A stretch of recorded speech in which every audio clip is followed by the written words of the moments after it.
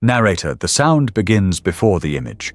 It is not the clean crack of gunfire, nor the technological shriek of plasma. It is something older, something wet, a rhythmic tearing, a slick percussive snap of bone. It is punctuated by low, guttural growls, not the roar of a predator in the heat of the kill, but the focused, appreciative grunts of a connoisseur. The missed parts. We are on Gosa Quintus, perhaps, or 1,000 other mudball worlds just like it. The battlefield is quiet, save for the rain and the sounds of that meal. The smoke of burning promethium stings the air, mingling with the copper-iron stench of industrialized slaughter. And there, hunched in the grey dawn, is the architect of those sounds, a Kroot carnivore.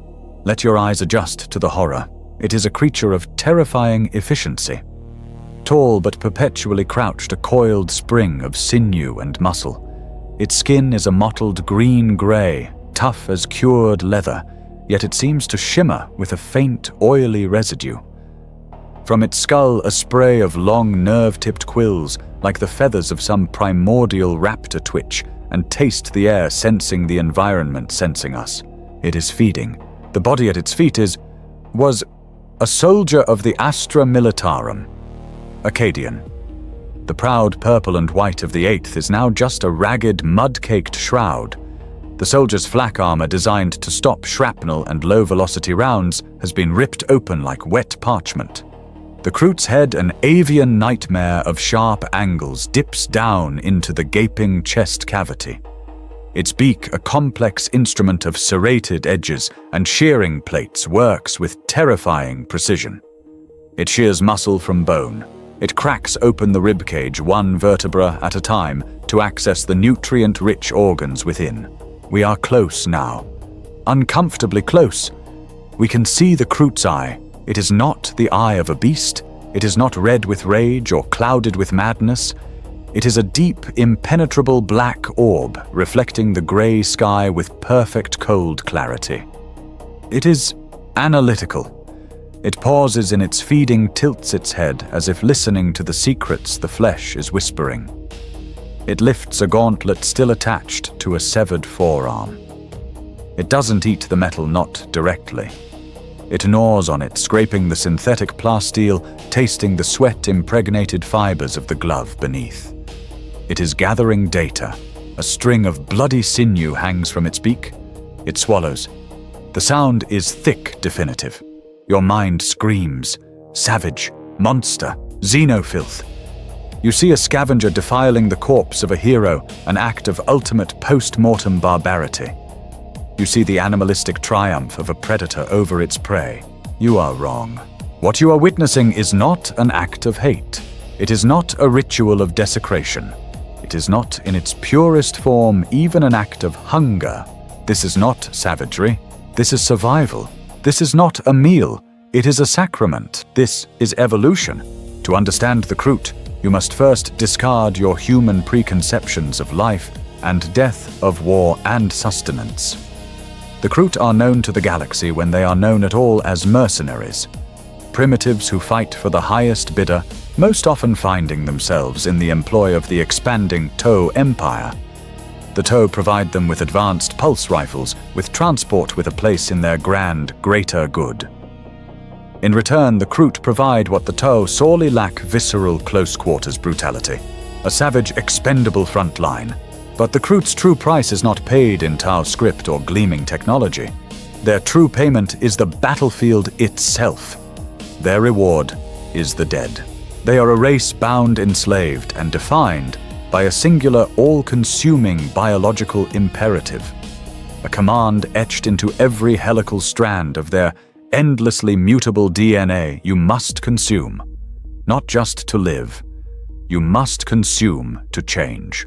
A human eats, and his body converts that meal into energy. The matter is broken down, used, and expelled. The human remains a human. A Kroot eats, and his body listens. Deep within their alien physiology, specialized organs, biological engines we can barely comprehend whir to life. Let us call them the genetic decoders. They are part stomach, part laboratory. As the flesh of the Cadian soldier is broken down, these organs isolate, analyze, and catalog his genetic code. They read his DNA like a scroll. They sample his species' innate stubbornness. They test his physical resilience, his endurance, his capacity for organized thought. This meal is not merely sustenance. It is a blueprint. It is a library of stolen potential. The Kroot is not just filling its stomach. It is interrogating the very essence of its fallen foe. And the information it gathers will not die with it. It will be passed on, woven into the genetic tapestry of the next generation. This meal is a conscious act of self-design, a way to shape the future of an entire kindred, an entire species. The Kroot are not just warriors. They are the galaxy's most pragmatic and most horrifying geneticists. This unique, terrifying power, this Krootogenesis, is their greatest weapon in a galaxy where only the strong survive. But it is also a knife edge on which their entire race balances. It is a profound existential gamble played out at every single meal, and it forces us to ask the questions. The terrible, fascinating questions. What happens when a Kroot kindred, isolated and desperate, feeds exclusively on the brutish fungal flesh of the orcs? They are everywhere. They are strong. Their resilience is legendary. Does the Kroot who eats them find his own muscles swelling his skin, thickening to a tough green-tinged hide? Does he inherit that impossible, mindless vitality? And what is the cost? Does his mind, his natural avian cunning, begin to cloud over? Does he lose himself to the simple, joyous rage of the Wa, becoming little more than a beast, a parody of the very thing he consumed? What if by some miracle of tactics or luck, a Kroot shaper manages to bring down one of the Asuriani an Eldar, a creature of impossible grace, speed, and psychic resonance? What knowledge lies in that flesh does the Kroot who tastes it find his reflexes sharpening to supernatural levels? Does he become faster, more agile, a more perfect hunter, or does he ingest the poison of that doomed ancient race? The Eldar are creatures of the warp. Does eating them open the Kroot's primitive, unshielded mind to the whispers of she who thirsts? Does it invite a madness from which there is no recovery? A spiritual corruption that could doom his entire line? And then, there is the ultimate temptation. The ultimate taboo. In a galaxy of predators, there is one that sits at the apex. The Tyrannid, a creature composed entirely of hyper-advanced stolen genetic code. A being that is evolution incarnate. What happens when hunger itself is consumed? What divine or damned adaptations might be stolen from a Hormagaunts claw or a Genestealer's flesh? The Kroot are desperate to survive. The Tyrannids are survival perfected. The temptation must be overwhelming. But what is the price? Can one sample the essence of the hive mind and remain an individual? Or does that single forbidden bite sever the Kroot's own will, turning him into a hollow puppet, a new vector for the great devourer's all-consuming shadow? Such power cannot be random. Such choices cannot be left to chance. A single wrong meal could lead a whole generation into an evolutionary dead end, creating a tribe of monsters or invalids or mindless puppets. So who guides this terrible process? Who holds the genetic reins of the Kroot people? Who is the master of this horrific banquet? The high priest who blesses the meat and warns of the poison, who bears the ancestral memory of 10,000 stolen lives. To find these answers, we must follow the blood trail. We must journey past the battlefield to their jungle cradle world of Peck. We must enter the smoky tents of their leaders. We must go deep into the belly of the beast itself to uncover the staggering biological truth of Krootogenesis. The feast is set. The hunger is waiting. Narrator, to understand the hunger, you must first understand the hungry. Who are these mercenaries of flesh and sinew? What is a Kroot? Look at him. Truly look beyond the blood of his recent meal. The basic form is humanoid, 2 arms, 2 legs, and upright posture. But the similarities to mankind, or even to the Toe he serves, end there. The Kroot is a creature born of the forest, a bipedal raptor sculpted for the hunt. His skin is not soft, but a tough, leathery hide, its texture like cured bark mottled in shades of forest green, earthy brown or stony grey, a natural camouflage that makes him a phantom in the undergrowth. He stands tall, taller than a man, but his frame is deceptively slender, packed with dense, ropey muscle that seems to thrum with potential energy. His avian lineage is undeniable. His feet are grasping three-toed talons, his legs digitigrade, ending in a reverse-jointed knee that allows for incredible leaps and a sudden explosive sprint. But it is the head that defines him. It is sharp bird-like, framed not by hair, but by a crown of flexible sensory quills. These are not dead decorations. They are living organs constantly twitching, tasting the wind-sensing barometric pressure changes the scent of prey, the electromagnetic crackle of an activated power pack. They are an extension of his nervous system, a web of perception that makes him one of the galaxy's most perfect natural trackers. And then there is the mouth. There is no soft-lipped mouth here, no human weakness. There is a beak, but it is not the simple beak of a bird. It is a complex, brutal apparatus. The upper lip is a hardened, curved mandible, sharp as obsidian, designed to hook and tear. But when it opens, you see the truth. The lower jaw is lined with rows of needle-sharp, interlocking teeth, like those of a deep-sea predator. This mouth is not for speaking, though they have their own whistling, clicking language. This mouth is a biological toolkit. It is a can opener, a pair of shears, a processing unit. It is the very first instrument in the orchestra of Krootogenesis. It is the gate. This is the creature that millennia ago stumbled out of its jungle-choked death world and into the galactic theater. And it was there they met the Toe. The alliance between the Kroot of Pek and the nascent Toe Empire is one of the strangest, most contradictory partnerships in the 41st millennium. It is a symbiosis of the pragmatist and the primitive, a fusion of high-tech ideology and base biological imperative. When the Tau first encountered the Kroot, they saw exactly what you see savages. Vicious cannibalistic xenos wallowing in a cycle of tribal warfare. But the Tau, in their youthful optimism, also saw potential. They saw a hardy, adaptable species that could fill a glaring gap in their own military doctrine. The Tau themselves are fragile. They are masters of the long-range engagement of the clean technological kill from a safe distance. They despise the wet, intimate chaos of melee. The Kroot live there. The Tau offered the Kroot a bargain. Join us, the ethereals proclaimed, extending a hand of diplomacy. Embrace the Tauva, the greater good. We will give you purpose beyond your next meal. We will give you stars. We will give you pulse rifles technology to lift you from your primitive state. The Kroot Shapers, the wise and ancient leaders, considered this. They saw the Toe. They saw their sleek, powerful ships. They saw their devastating ranged weaponry. And they saw a new menu. A galaxy of new flavors, new genetic experiences delivered to them by Toe transports. They agreed. And so the Kroot became the brutal fist to the Toe's surgical blade. They are the expendable shock troops, the forward scouts, the ambush specialists.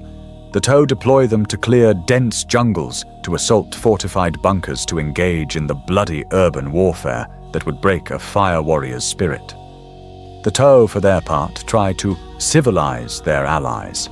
They provide them with modified pulse rifles, less powerful than their own perhaps, but still a leap in technology.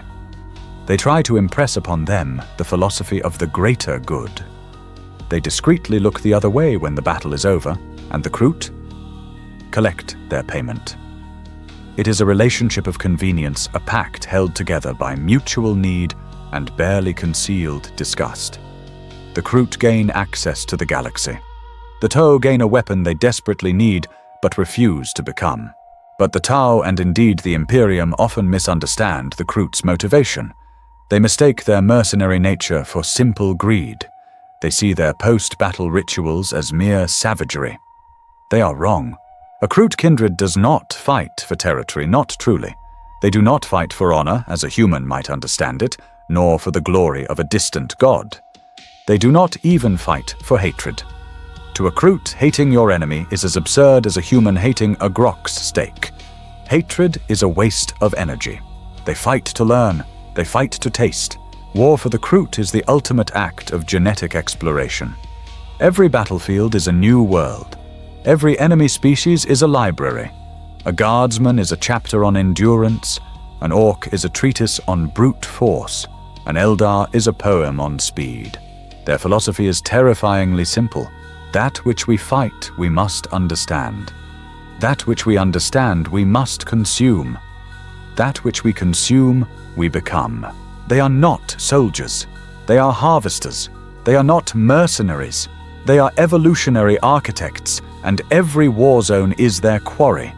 The Tau may pay them in ships and weapons, but the Kroot's true objective is, and always will be, the genetic buffet that lies waiting when the gunfire finally stops. They are fighting for the future of their own DNA. Narrator, to comprehend this monstrous gift, this biological alchemy, we must leave the battlefields of the 41st millennium. We must journey beyond the Tau Empire's borders, past the watchful eyes of the Imperium, and into the dark, uncharted spaces of the Eastern Fringe. We must go. Home. We must go to Pek. Pek is a word spoken with reverence and fear by the Kroot, and with disgust by the few Tier Watercast diplomats who have been forced to set foot there. To the Imperium, it would be classified without hesitation as a death world, a green, steaming fungal hell. The air on Pek is not air. It is a thick, wet blanket of spores, pollen, and microscopic life so humid it clings to you, so biologically dense it is almost nutritious. Sunlight is a myth, a pale greenish memory filtered through a canopy so vast and so high that the forest floor lives in eternal damp twilight. The ground itself is not soil. It is a composting, writhing carpet of fungal mats, decomposing leviathans and root systems that snake and shift in real time. And everything is alive, and everything is hungry. The trees are not passive. They are carnivorous, dangling lures of sweet-smelling fruit that explode in clouds of digestive acid. The rivers are not water. They are slow-moving streams of neurotoxic slime patrolled by creatures that are little more than armored stomachs. This is a world where the flora is as mobile and aggressive as the fauna, where every creature is both predator and prey, locked in a constant frenetic arms race. On Pek, evolution is not the slow, patient crawl of millennia that Darwin theorized. It is a violent, high-speed collision. To stand still is to be consumed. To adapt too slowly is to be outcompeted. Stagnation is extinction measured not in ages, but in seasons. It was in this brutal, verdant forge that the Kroot were born. The Proto-Kroot, the ancestors of the creatures we now know, were not the dominant species. Far from it. They were small, clever, agile bipeds, hiding in the high canopy, subsisting on fruit and carrion. They were prey. They were hunted by the Narlock, a reptilian beast of immense size, and stalked by the Kroot hound's wild ancestors. They were weak, and they were dying. But they were aware. Their shapers, the early mystics, watched the endless cycle. They saw the great armored bark beast that was impervious to the stinger swarms. They saw the Shadowstalker that moved with impossible speed.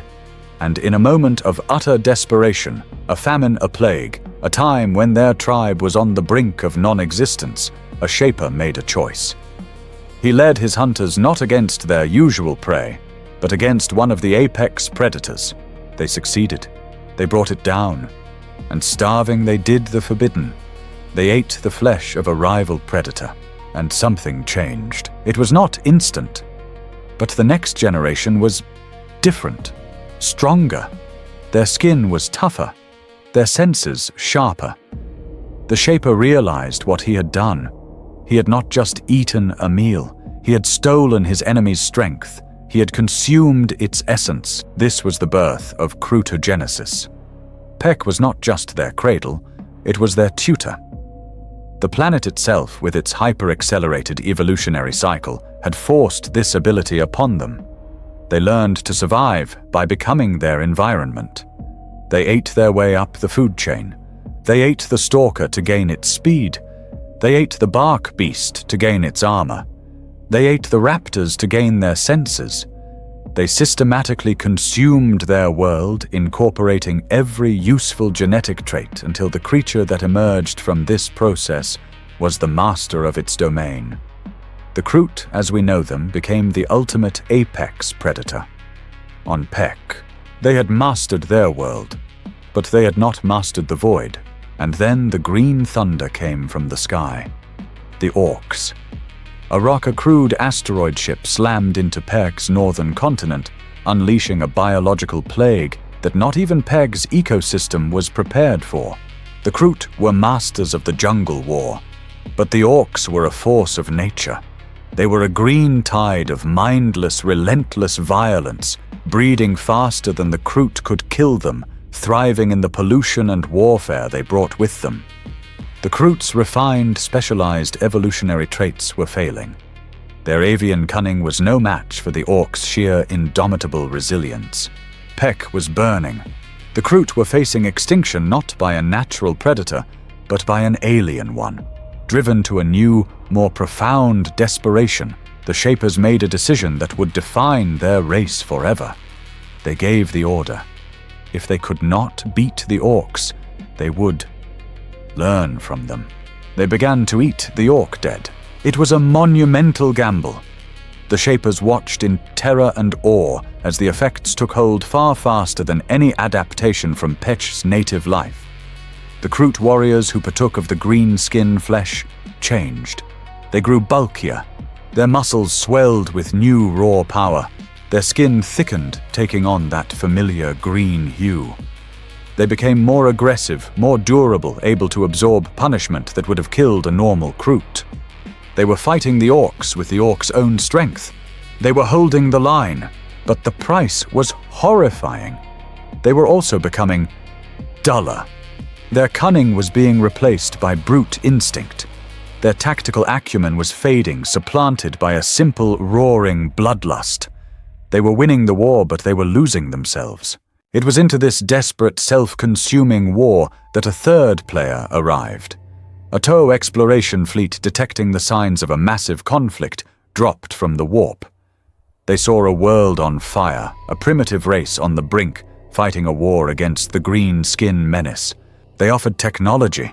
They offered organized ranged firepower. They offered salvation. The alliance was forged in that fire. The TOW fire warriors with their pulse rifles provided the clean, long-range death. The newly emboldened Kroot warriors high on Orc DNA served as the unstoppable shock troops to break the Orc lines. This was the first great proof of Krootogenesis on an alien species. The first defining test of shaping. It had saved their species, but it had also shown them the terrible, seductive danger of their own gift. They had looked into the abyss, and it had nearly consumed them. They needed the TOW not just to win the war, but to save them from their own solution. They needed an anchor against the tide of their own endless hunger. Narrator. So how does this biological blasphemy, this evolutionary theft, actually function? What is the engine that drives this constant, horrifying metamorphosis? The answer lies not in mysticism, nor in the dark whispers of the warp. The answer is found, as it so often is in this galaxy, in a set of specialized, brutal, and terrifyingly efficient biological adaptations. The process is called Krootogenesis. We, in our ignorance, might call it shaping. Let us follow the meal. The Cadian soldier's flesh ripped apart by the Kroot's beak, and teeth enters the gullet. In a human or a TOW, this would be the start of a simple digestive process, a journey of acid and enzymes designed to break matter down into crude energy, into proteins, fats, and carbohydrates. The Kroot's digestive system is different. It is a multi-stage analytical laboratory. The first stomach, or pre-digester, is indeed acidic, but its primary function is not to destroy. It is to separate. It dissolves the muscle, the fat, the skin, but it is programmed to handle the most vital component with an almost surgical care, the double helix, the DNA, the raw genetic script of the consumed. This genetic slurry, a soup of intact, complex code, is then shunted away from the normal digestive tract. It is pumped into a set of organs unknown to any other sentient species. They are dark, dense, tumorous-looking masses nestled deep within the Kroot's torso, pulsating with their own faint, bioluminescent rhythm. These are the Enyom Kesh, what we would crudely translate as the genetic decoders, or perhaps the soul looms. Here the true miracle and the true horror begins. These organs are the most complex biological machines in the galaxy, rivaling even the work of the tyrannid hive mind, though on an individual far smaller scale. They are a living sentient library. As the foreign DNA strands are fed into them, the decoders begin to read. They unspool the helix. They analyze the gene sequences. They are searching. They are tasting. They are judging. The decoders are programmed by millennia of evolutionary experience to ask specific questions. Does this sequence code for increased muscle density?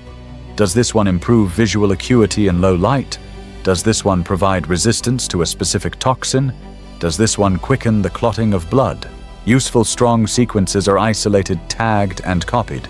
The decoders are in essence a biological databank and replication center. They create countless copies of this desirable DNA. But what of the rest? What of the junk DNA, the redundant code, the genetic markers for hereditary disease, for weakness, for stupidity? The decoders, for the most part, are mercilessly efficient. They identify these weak sequences and destroy them, incinerating them in a blaze of targeted enzymes. This is the first vital firewall. It is what allows a Kroot to eat a clumsy, slow-witted orc without inheriting his clumsiness. It is a filter designed to skim the cream of evolutionary potential from the dregs of biological failure. This, then, is the heart of Krootogenesis. It is not crude absorption. It is curated theft. The speed of this process is what truly defies imperial science. Human evolution is a glacial drift, a story told in fossils over millions of years, a blind gamble played by random mutation. The Kroot, they are active sculptors of their own flesh. Once the desirable genetic information is harvested and copied, it is put to use in two distinct ways. The first and most common is generational. The decoders synthesize powerful virus-like proteins that are transported directly to the Kroot's own reproductive organs. They behave like retroviruses, inserting this new stolen code directly into the Kroot's gametes, its sperm or its eggs. The Kroot itself does not change, but its children will. A kindred that has feasted on the swift predators of a particular moon will within a single generation produce offspring that are born faster. A kindred that consumes orcs will sire children who are from their first breath, bulkier and more durable. This is evolution not in a million years, but in one. It is the ultimate adaptation, a way for a species to respond to a new environment or a new threat with breathtaking speed. The second method is rarer, more dangerous, but sometimes necessary for survival. The decoders can also use this harvested information to benefit the living Kroot. It will not cause them to sprout wings or grow a second head. The change is more subtle. If a Kroot consumes a creature with a specific immunity to a local poison, the decoders can sometimes learn the trick. They can begin to synthesize the proteins, the antibodies, the specific enzymes that grant that immunity, and flood the Kroot's own bloodstream with them. This is not a change to their core DNA, but a temporary phenotypic adaptation, a biological software update. It is this ability that allows a Kroot to adapt to a new planet's toxins or diseases with a speed that astounds xenobiologists. But this system, this miracle of biology, is a terrifying gamble. It is a razor's edge, and the Kroot walk it every single day. The process is not infallible. The genetic decoders are powerful, but they are not omniscient. They are a filter, but a filter can be clogged or tricked or simply overwhelmed. This is the great unspoken terror of the Kroot, the biological dead end. What happens when a Kroot feeds on junk? Not just a weak creature, but something truly flawed. A human from the bottom of a polluted hive city, his DNA riddled with millennia of mutation cancer and hereditary insanity. The decoders might try to filter it, but some of that junk might slip through. The resulting Kroot offspring are not stronger. They are wrong. They are sterile or sickly, or born with defects that make them useless as hunters. A whole generation wasted. And then there is the more existential threat. What happens when the Kroot eats something that is not just genetically different, but genetically corrupt? What happens when it eats something that is itself a biological weapon? The decoders can filter physical traits, but they cannot always filter influence. They cannot filter the taint of the warp. When a Kroot eats a chaos-corrupted human, the decoders might see strength and resilience. They copy the genes for the mutations for the unnatural fortitude. But they also copy the spiritual cancer woven into that code. The result is a Kroot who is not just stronger, but damned. A gate opening from within. This is the double-edged sword of Krootogenesis. Their greatest strength, their very identity, is also their most profound vulnerability. Every meal is a risk. Every battlefield is a potential source of salvation or a genetic plague that could wipe out their entire kindred. The hunger is a necessity, but it is also a curse. And to navigate this minefield of alien flesh, they need a guide. They need a mind that can see the danger they cannot. They need a master of this dark science. Narrator: the genetic decoders. The Millennium cache are a powerful automated system. But a machine, no matter how perfect, is still just a machine. It can execute its programming, but it cannot set a direction. It can filter the data, but it cannot choose the input. It is a stomach, but it is not a mind. It is a tool, but it is not the artisan. That responsibility, the most sacred and terrifying duty in all of Kroot society, falls to one figure. He is the alpha of the pack, but he is also its chief scientist. He is the war leader, but he is also the head chef. He is the priest, but he is also the living hard drive of his people's history. He is the shaper. Look at him. He is often older than the other carnivores. His quills may be longer, threaded with primitive fetishes and bones, not of his enemies, but of his ancestors. He carries a staff not just as a weapon, but as a badge of office. He moves with a purpose that the others lack. While the carnivores leap into the fray, driven by the immediate visceral hunger of the hunt, the Shaper observes. The Shapers are the genetic masters of the Kroot race. They are the crucial sentient firewall that stands between the Kroot's survival and their self-destruction. Their role is not just to lead in battle, but to curate the battle's aftermath. Their abilities are a combination of raw biological talent and millennia of accumulated sacred knowledge. A Shaper's own genetic decoders are more advanced, more sensitive. When a Shaper tastes the flesh of a new Xeno, his experience is different. He does not just taste meat, he tastes potential. He tastes the flavor of its DNA. He can sense the speed of an Eldar, the resilience of an Orc, the hollowness of a Tau. And most importantly, he can taste the taint. He is the chef of his kindred. And in a culture where you are what you eat is a literal biological law, the chef is the most important person in society. He is the guardian of the tribal recipe. When the battle is done and the Kroot carnivores move in to feed the Shaper, is the one who controls the menu. His word is absolute law, backed by the authority of generations. He strides among the dead, a connoisseur in an abattoir. He examines a fallen orc. He might take a small ritualistic bite. He tastes its genetic strain. This one, he will declare with a series of clicks and whistles, is strong.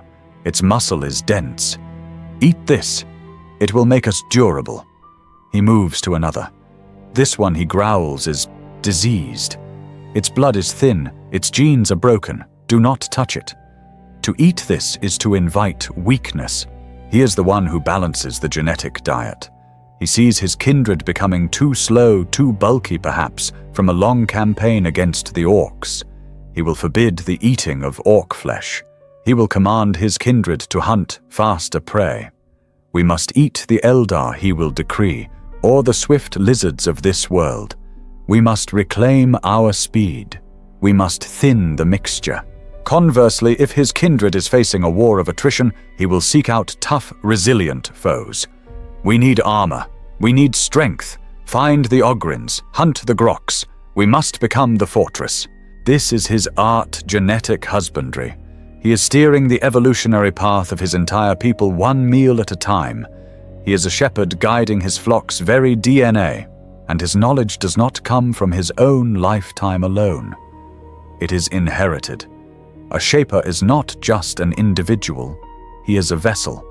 The quills on his head, his sensory nodes, are attuned not just to the present, but to the past.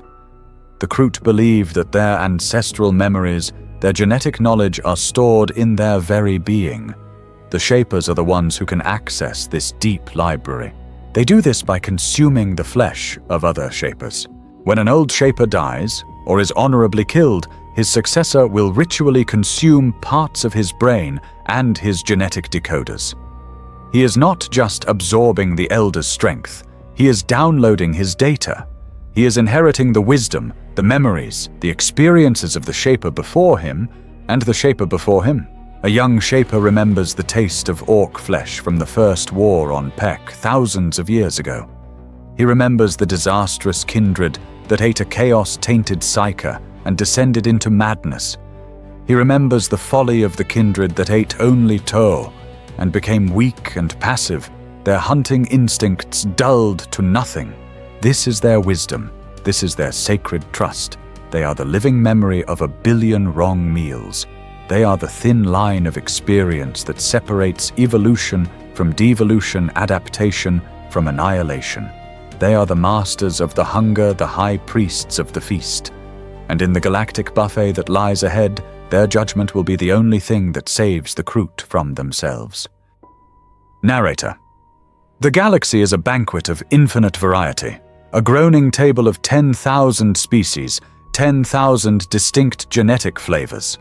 The Shapers, the master chefs of their race, stand before this buffet with a sacred, terrifying task to choose the ingredients for their people's future. And in this galactic menu there are rarities, there are poisons, and there are the staples. The common fare. For the Kroot, that staple is green, and it is angry. We must speak of the orc. Why the orc? The answer is one of brutal cosmic pragmatism, availability, and utility. The orcs are a fungal plague, a green tide of self-replicating violence that washes over entire sectors from the deepest core to the furthest rim. They are the weeds in the garden of the stars. Where there is war, there are orcs. Where there are orcs, there is food. For the Imperium, this is a nightmare of logistics. For the Kroot, it is an endlessly renewable resource, a self-stocking pantry of raw biological potential. And the meat itself, it is not sophisticated. It is not an elder's complex symphony of speed and psychic resonance. It is not a toe's offering of subtle ordered thought. No, the orc is a single blaring, deafening note of power.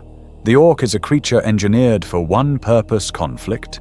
It is a walking, fighting, screaming tumor of scar tissue fungus and hyperdense muscle. It feels little pain. It heals from wounds that would kill a human 3 times over. Its skull is a solid block of bone, its blood a sluggish algal soup. Its DNA is not a poem. It is a shout, a simple all-capitals command repeated ad nauseam: be. Strong, be, tough, fight. For a Kroot Shaper looking to harden his kindred, the orc is the most obvious, most potent ingredient available. It is the raw material of resilience. So what is the result of this common green-skin diet? What happens to a Kroot kindred that follows the Wah, feasting on the endless tide of dead boys and knobs? The change is visible, and it is fast.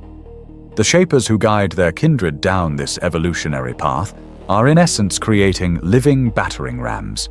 The Kroot carnivores begin to swell. Their slender avian frames, built for ambush and speed, thicken. They become denser. Their shoulders broaden, their arms and legs packing on layers of powerful orc-like muscle. Their jaws, already formidable, become heavier, more suited to crushing bone. And their very skin changes. The subtle forest mottle of their ancestors, designed to hide them in the jungles of Pek, often takes on a sickly greenish hue, a literal physical absorption of their prey's fungal nature. They become orky. The change is not just physical, it is attitudinal. They become more belligerent, more boisterous, quicker to anger, more eager for the simplicity of the fight.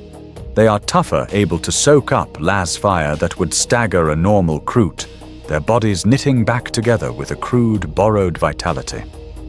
A kindred fed on orcs is a force of pure, primal shock and awe. They are the perfect tool for breaking an enemy line. They are in essence sculpting themselves into a more efficient orc-killing machine by becoming part orc. But here the Shaper must be a master of his craft. He must be a connoisseur, not a glutton. For in the orcs' simple, powerful genetic code, there lies a trap, a devastating evolutionary poison.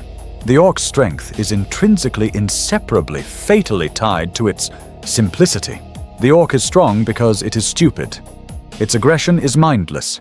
Its courage is born of a total inability to comprehend true danger. It has no time for tactics. It scoffs at cunning. It cannot conceive of an ambush. These, of course, are the very traits that define the Kroot as a hunter. What happens when a kindred eats too much orc flesh? When a Shaper becomes lazy or desperate, or perhaps even begins to enjoy the raw, simple power he is building, the filter breaks down. The Kroot's genetic decoders, overwhelmed by the relentless, pounding, simplistic noise of the orc code, begin to pass on the flaws alongside the strengths. The kindred becomes dull. Their keen avian eyes, which could spot a leaf turning at 1,000 paces, cloud over. Their ancient racial cunning, their ability to wait motionless for days to set the perfect trap, begins to fade. It is replaced by a simple, roaring, green-skinned desire to charge, to yell, to hit things. They lose themselves. They become crude, blunt instruments. In Kroot lore, they have a name for such evolutionary failures. They are the Grecs, a word of deep, profound shame. It means the devolved or the lost ones. A kindred that has become Grek is no longer Kroot. It is just a pale, pathetic echo of its last meal. This is the Shaper's constant, terrifying balancing act. The orc is a powerful, vital ingredient, but it must be used as a spice, not the main course. A wise Shaper understands this. After a long campaign against orcs, he will forbid his kindred from touching the green flesh, no matter how hungry they are. He will lead them on a hunt for swift, cunning prey, fast-moving Eldar or sly Katashan, or even the quick, predatory lizards of a new world. He must cleanse the palate. He must dilute the gene stock. He must reintroduce the Krootness that the orc's brutal simplicity threatened to erase. He must at all costs pull his people back from the brink of becoming the very monsters they hunt. Narrator. If the orc is the crude, plentiful, and dangerous bulk ration of the galaxy, then there exists at the opposite end of the spectrum a delicacy. A meal so rare, so exquisite, and so lethally dangerous in its own right that it is spoken of in hushed, reverent cliques by the Shapers. It is the haute cuisine of the battlefield. It is the Asuriani, the Elder. This is not a meal that is found. This is a meal that must be earned. To the Kroot, the orc is a charging wall of meat and rage. It is a known quantity. The Elder is an enigma, a ghost, a fleeting suggestion of motion at the edge of the senses. They do not march to war. They dance a ballet of death. Their anti-grav platforms glide silently over the battlefield, their weapons unleashing storms of monomolecular discs that shred Kroot flesh before the sound of the shot even registers. Catching one is in itself a testament to a Kroot skill. You cannot outrun an Eldar. You cannot outshoot them. You cannot overpower them in a fair fight. They are masters of a war your crude biological senses can barely comprehend. To kill an Eldar, a Kroot must become the perfect expression of his own nature. He must become the patient, silent, invisible hunter of the Pek jungles. He must wait motionless for days, for weeks, mastering his own hunger, his own breath. He must become a part of the landscape, a thinking stone, a waiting branch. He must anticipate the flow of the battle, guessing where the ghost will pass. And then, in one singular, perfect moment of ambush, he must strike. When an elder falls, it is a significant event. The Kroot carnivores do not descend upon the body in a ravenous frenzy, as they would an orc. They wait. They circle. The Shaper approaches first with something akin to respect. He examines the lithe form, the elegant armor, the delicate, perfect features. He sees a creature of impossible grace. He sees a biological masterpiece, and he knows the genetic prize it represents. He takes the first ritual taste. What does he flavor? It is not the coarse grain of orc muscle. It is not the bland utility of human flesh. It is light. It is speed. He tastes reflexes that border on precognition. He tastes an agility that defies gravity. He tastes a sensory awareness so acute that it is almost a new sense entirely. This is the reward. He gives the order. The kindred partakes. A kindred that has had the rare privilege of an elder feast is transformed. They do not grow bulkier. They grow sleeker. Their movements, once jerky and avian, become unnervingly fluid, a liquid flowing motion. Their avian senses are sharpened to a razor's edge. Their quills become so sensitive they can feel the displacement of air as a bullet passes, allowing them to dodge an instant before their conscious mind registers the threat. They become a kindred of whispers and blurs. They are the perfect assassins, the ultimate ambush predators. A small, controlled infusion of Eldar DNA is the Shaper's ultimate tool for refining his kindred, for rehoning the hunting instincts that the orc's brute force may have dulled. It is the antidote to the Grex. It is the pinnacle of biological theft. But the price. The price for this exquisite meal is perhaps the most terrible of all. The Shapers, in their inherited wisdom, know a fundamental truth: the Eldar are more than just flesh and blood. They are creatures of soul. Their DNA is ancient, complex, and inextricably bound to the one thing the Kroot have been blessedly, blissfully ignorant of: the Imperium, the warp. The Kroot are by nature almost soulless. Their presence in the warp is so dim, so negligible, that they are virtually invisible to the predators that swim in that dark ocean. They are beneath the notice of demons. They cannot be corrupted by the whispers of chaos. This psychic dullness is perhaps their single greatest evolutionary defense. The Eldar are the opposite. They are a bonfire in the dark. Their DNA is saturated with psychic potential. And the Kroot's genetic decoders, they are not wise. They are hungry. They are automated. They cannot distinguish between a gene for fast reflexes and a gene for psychic sensitivity. They interpret both as heightened sensory awareness. And they copy all of it. This is the terrible gamble. This is the poison in the wine. A Kroot carnivore having feasted on an Eldar may gain his speed, but he may also, for the first time in his life, open his third eye. And the Kroot mind is not in any way prepared for what it will see. Imagine a creature who has lived his entire life in a silent, two-dimensional world, suddenly screamingly thrust into a universe of three-dimensional sound and color. The Kroot's newly awakened mind is a raw, open, undefended nerve. He begins to hear them, the whispers, the cackling, tempting, screaming voices from the void. He begins to see them. The world of flesh and blood dissolves into a nauseating sea of auras. He sees the color of his comrade's fear. He sees the oily, dark shape clinging to the Shaper's back. He sees the tears in reality that his Toe allies' ships rip in the sky. This does not make him a psyker. It makes him insane. He will be found days later screeching in his own nest, having clawed out his own eyes to try and stop seeing. Or worse, far worse.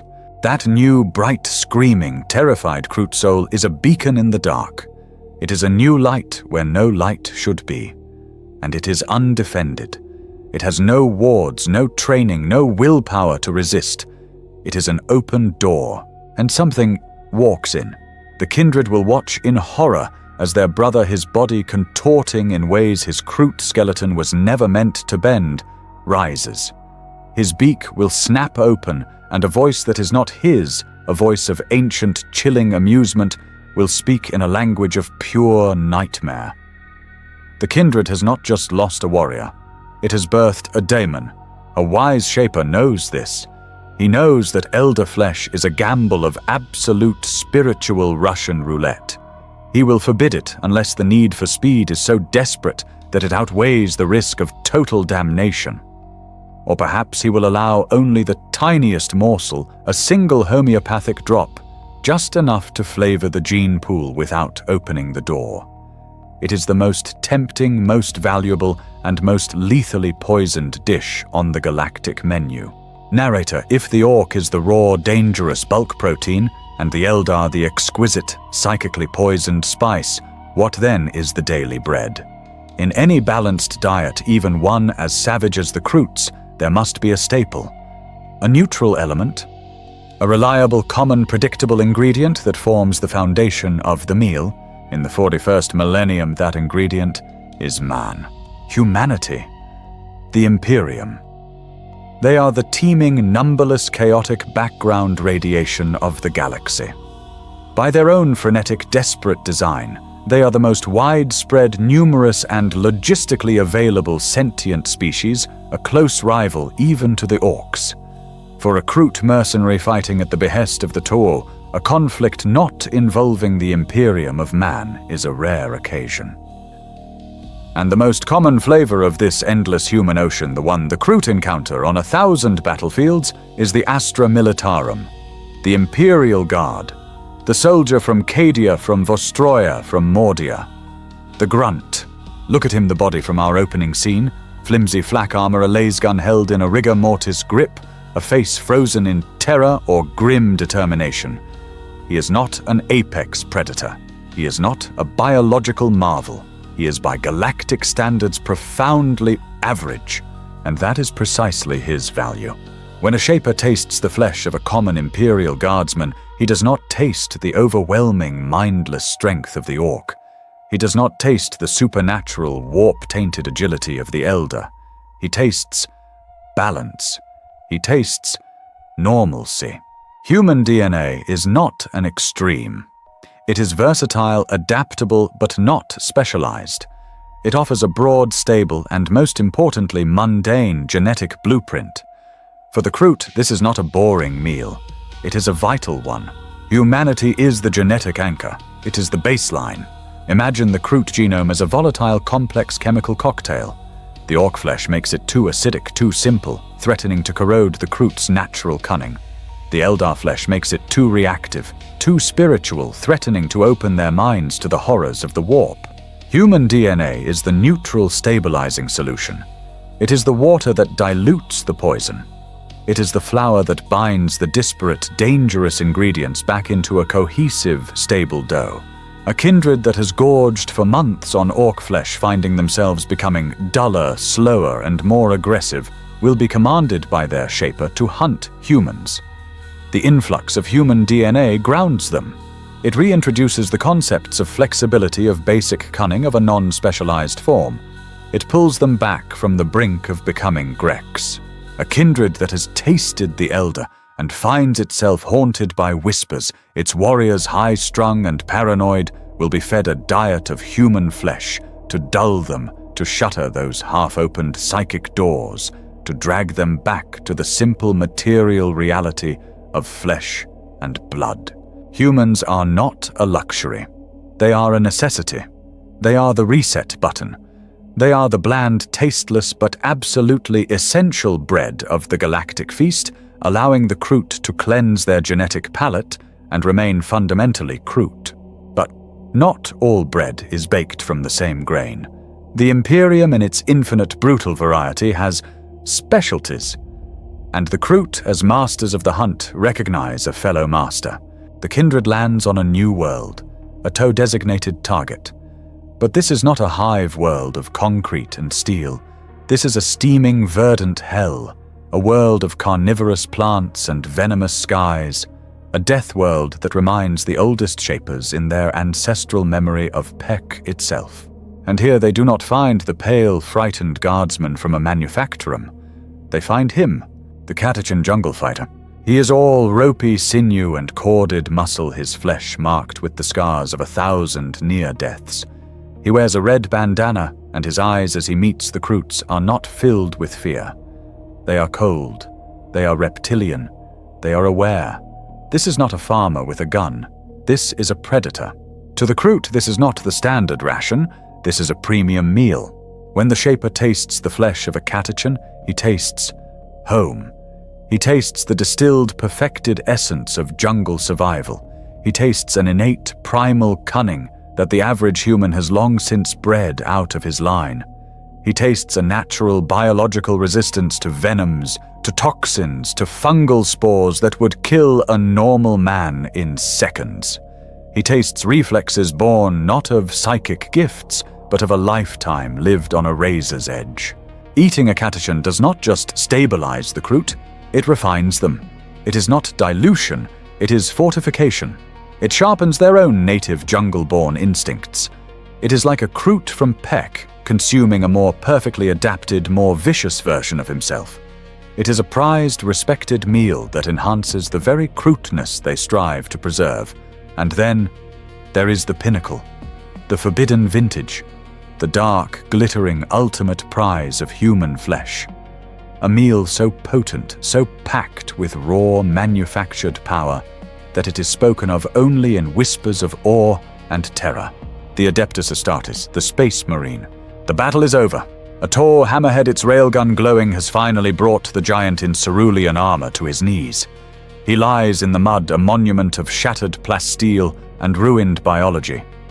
The Kroot circle their beaks, clacking their quills, vibrating with a profound, instinctive, overwhelming need. To the Kroot, a Space Marine is not a soldier. It is a treasure chest. It is a walking armored banquet of genetically engineered perfection. To eat this, to taste the flesh of one of the Emperor's angels of death, this is the genetic jackpot. What lies within that unnaturally dense flesh? What does the Shaper taste? Not just balance, not just cunning. Here he tastes superhumanity. He tastes a strength that rivals the Orc but is disciplined. He tastes a speed that, while not Eldar-like, is brutally, impossibly fast. He tastes a healing factor, a resilience, a redundant biology that is almost tyrannid-like. He tastes the black carapace, the interface between flesh and machine. He tastes the oolitic kidney's godlike filtration. He tastes the secondary heart, the third lung. He tastes 1,000 years of an emperor's own meticulous artificial science. To successfully absorb this, a kindred could become unstoppable. A generation of Kroot born with the power, the resilience, the very gifts of a Space Marine. It is the ultimate evolutionary leap. And so the Shaper moves in his beak sharp, his hunger absolute. But a hand is raised. A Tau fire warrior, his pulse rifle level. The word in the Tau tongue is stop. The Tau forbid it. This is the first political shackle. To the Tau, killing a Space Marine is a regrettable, necessary act of war. Eating one, that is a profound escalatory act of ultimate desecration.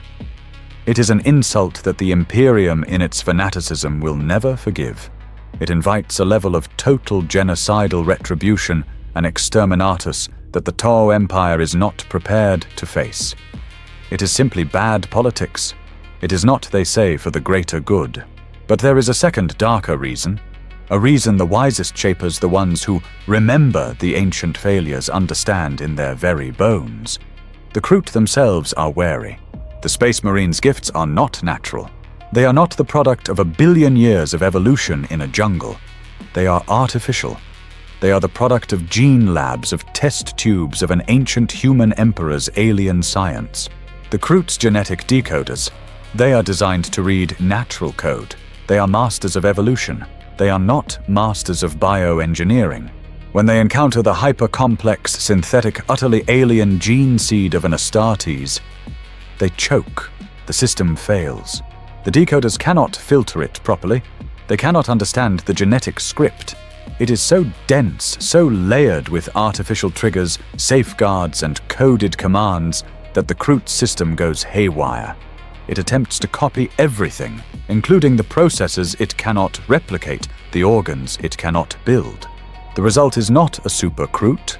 The result is abomination. The offspring of such a meal are not warriors. They are biological train wrecks. They are cancerous, twitching, mutated horrors.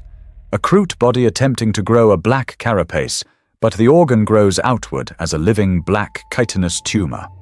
A Kroot's biology trying to replicate the Laraman's organ, but instead its blood coagulates inside its veins, turning it to sludge.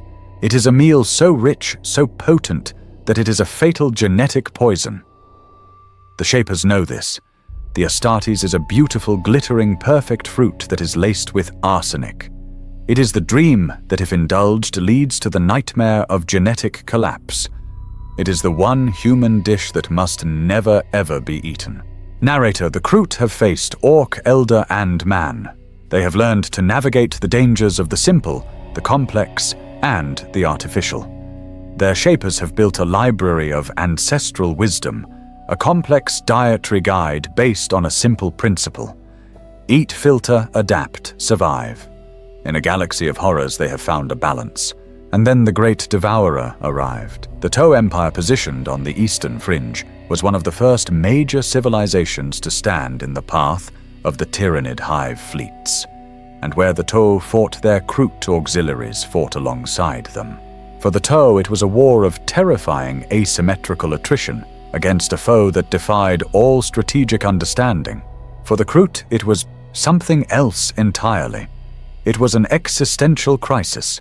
It was the moment their entire philosophy, their very biology, was confronted by its dark mirror. Imagine a Kroot Shaper, his mind, a repository of 10,000 years of genetic lore, standing on a ridge overlooking a battlefield. The enemy is not an army, it is a tide. A chittering, screaming biological ocean of claws, fangs, and chitin. He sees Hormagaunts, creatures of pure, instinctual speed. He sees termagants, living gun platforms. He sees warriors, the perfect fusion of synapse and slaughter. And he feels something he has never felt before. Not just hunger, not just the calculated curiosity of the geneticist. He feels awe. Before him is the ultimate predator, the final, perfect expression of adaptation. A race that does what the Kroot do, but on a galactic, horrifying, perfected scale. The Kroot steal genes one corpse at a time, generation by generation. This thing devours entire biospheres and redesigns itself in hours. The temptation is so profound, so absolute, that it is almost a physical pain. It is a biological scream. To eat a tyrannid, what gifts might that bestow? To taste the flesh of a Hormagaunt, would that not grant a speed beyond even the elders, a pure animalistic perfection of movement? To consume the biomorph of a tyrannid warrior, would that not grant resilience, natural armor bones like living swords? To taste the synapse, what terrible, magnificent secrets of command and control might be unlocked? The Kroot seek evolution. The tyrannid is evolution. It is the forbidden fruit. It is the ultimate meal, the grand prize, the final key to unlocking their own limitless potential. The hunger, the biological imperative that defines their very souls, demands it. And so, in the early, desperate days of the first tyrannic wars, it happened. A Shaper, perhaps driven mad by desperation, or perhaps by a fatal scientific hubris, gave the order. Or maybe a lone carnivore, cut off from his kindred starving, made the choice himself.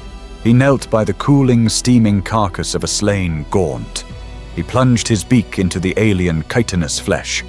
He tore and he swallowed. The first sensation was ecstasy. A rush of biological information so dense, so pure, so perfect, that it overwhelmed his genetic decoders.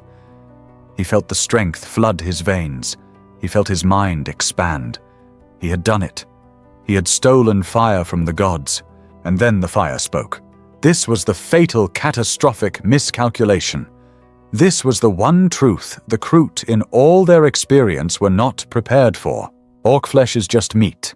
Eldar flesh is just meat tainted by the warp. Human flesh is just meat, complex or simple. Tyrannid flesh is not just meat. It is a transmitter. It is a receiver. It is a tendril, a single living cell of a much larger, continent-spanning, galaxy-spanning consciousness. It is the hive mind. When the Kroot's decoders tore apart the Tyrannid DNA, they did not just find the code for claws or chitin. Woven into the very helix inseparable from the biological data was the signal. The all-encompassing, all-consuming psychic broadcast of the hive mind's will. The Kroot's filter system designed to block junk DNA was utterly pathetically useless against this. It was not a gene. It was a command. It was not a trait. It was an infection. The Kroot carnivore's black, analytical eyes widened in sudden, absolute terror. He felt it. A presence. A mind so vast it defied comprehension, a cold, fathomless, utterly alien hunger that dwarfed his own simple biological need. It felt him. It was like a single quiet workstation suddenly and violently plugged into a planetary-scale fusion reactor. The Kroot's individual consciousness, his memories, his will, his Krootness was not debated or tempted. It was incinerated. It was vaporized in a nanosecond, a drop of water hitting the sun. His quills stood rigid. His beak snapped open. But the sound that came out was not the click and whistle of the Kroot. It was a high-pitched, chitinous shriek. The Kroot's body was still his, but his mind was gone. He was no longer a Kroot. He was a puppet, a hollow meat-suit vessel now piloted by the Great Devourer. His squad mates, his kindred brothers, turned their beaks clacking in confusion. And the creature that was their brother leapt. He did not fight with Kroot cunning. He fought with Tyrannid savagery. His beak tore into the throat of his nearest ally. But he did not eat. He did not stop to taste or decode. He just killed. He was a biological weapon turned back upon its wielder. The hive mind through this single stolen body now had a perfect infiltrator. It saw what the Kroot saw. It knew what the Tau were planning. It had a beachhead not on the planet, but inside the command structure of its enemies. The kindred in a panic cut him down, but the damage was done. The horror was seared into their ancestral memory. This, then, is the ultimate law, the one unbreakable taboo that sits at the very heart of Kroot society, passed down from shaper to shaper with the gravity of an extinction-level event. You do not eat the Tyrannid. There is no balancing this meal. There is no diluting its effects. There is no filtering the signal. It is an absolute biological and spiritual poison. To consume the Tyrannid is to become the Tyrannid. It is to surrender your will, your soul, your entire kind dread to the shadow in the void. Now, if a Kroot is seen even approaching a Tyrannid corpse with hunger in his eyes, he is not warned. He is not reprimanded. He is executed. His own kindred will shoot him in the back of the head without a moment's hesitation. A shaper will personally rip him apart. It is an act of mercy. It is an act of planetary quarantine performed on a single soldier. Because the Kroot understand with a clarity that the Imperium could never grasp that this is not a war for territory or resources. It is a war of consumption. And in the Tyrannid, the Kroot have finally met a creature whose hunger is greater than their own. Narrator. We have explored the staples, the delicacies, and the poisons. But what of the hand that feeds? What of the Kroot's masters, their allies, their technological patrons? The Tau. The battle is over. A mixed-caste hunter cadre has successfully repelled an Imperial Guard counter-assault. The field is littered with the dead of 3 species. Kroot carnivores move among the Cadian corpses, beginning their grim harvest under the watchful eye of their shaper. A Tau fire warrior, his armor cracked open by a lucky chainsword, Blow lies nearby. His blood, a dark, purplish blue, stains the dust. A young Kroot new to the wars of the Tauva eyes the body. It is flesh. It is dead. The logic of his hunger is simple. He takes a step towards it. A sharp thwack of a staff across his chest sends him reeling. The Shaper is there, his quills rigid, his black eyes blazing with a cold, immediate fury. The growl he emits is not a warning. It is a sentence. Do not. This is the great political taboo, the one meal forbidden not by biology but by diplomacy.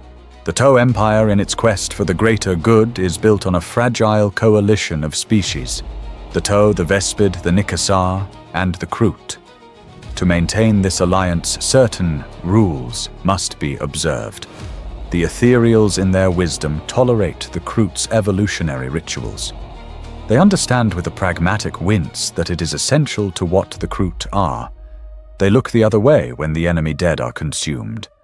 It is a distasteful but necessary component of their alliance. But the line is drawn unambiguously, absolutely, at the flesh of an allied species. To eat a Toe is not just a meal, it is a political statement. It is a declaration that the alliance is over. It is the ultimate betrayal of the Tauva. The Toe provide the Kroot with ships, with weapons, with access to the galactic buffet. The price for this ticket: you do not eat the hosts. Any Kroot kindred foolish enough to break this pact would be declared anal unclean. They would be hunted not just by the Toe, but by other Kroot eager to prove their own loyalty and regain the Toe's trust and their transport ships. It is a matter of simple practical survival. But as the young Kroot warrior slinks away shamed, the Shaper stares down at the Toe corpse. His disgust was not just for the political breach, it was for the culinary one. The truth, the great unspoken secret of the Kroot-Tau alliance, is that the Shapers have no desire to eat Toe. In the early days, they tasted it. The Shapers' ancestors, in their boundless curiosity, had to know. What genetic secrets did this young, vibrant, technologically ascendant race possess? What made them masters of an empire? The Shapers took the ritual taste, and they found nothing. Or rather, they found nothing useful. When a Shaper tastes Toe flesh, he tastes stagnation. He tastes weakness. Here is a species whose genetic code is almost inert. It is a calm, shallow pool compared to the raging, evolutionary oceans of humanity or the orcs. The Toe are physically weak. Their senses are dull, their eyesight poor, their hearing mediocre. Their strength is laughable, their resilience is non-existent. They are a species that by all the laws of Peck should have been prey. They should have been consumed into extinction millennia ago. They survived not through genetic strength but through philosophy, through unity, through technology. Their DNA does not hold the secrets to their success. Their culture does. And Krootogenesis cannot absorb culture. It cannot steal the knowledge to build a pulse rifle. It cannot copy the schematic for a railgun. It can only copy flesh. And the Toe flesh is bland. It is thin. In the Kroot's own guttural vocabulary, to eat Toe is to eat bark or drink still water. It offers no potency. It is the genetic equivalent of malnutrition. A kindred that fed on Toe would not become smarter or more unified. They would simply become weaker. Their senses would dull. Their muscles would atrophy. They would be diluting their precious, hard-won genetic potency with inferior code. So the Shaper turns away from the Toe corpse not just in adherence to the greater good, but in profound biological disdain. Eating Toe is not just a crime, it's a waste of a meal. It is the ultimate junk food, a diet that would lead their entire race to evolutionary ruin. The Toe's rule is redundant. The Kroot, in their own ruthless genetic pragmatism, had already forbidden it themselves. Narrator. The Kroot's biological imperative is to consume. Their Shapers are masters of analyzing the living, the dead, the alien. But the galaxy, in its infinite cruel variety, has produced horrors that defy this simple, brutal logic. It has created enemies that are not just dangerous to eat, but impossible to eat. We stand on a dead world, a tomb world. The air is sterile metallic. There is no flora, there is no fauna, there is only dust and the green geometric glow of the monoliths. The Toe have sent their Kroot auxiliaries to scout a dormant structure. The structure is not dormant. They emerge from the sand. Skeletons. Skeletons of living, self-repairing metal. The Necrons. The Kroot fire their pulse rifles. The Toes railguns shriek.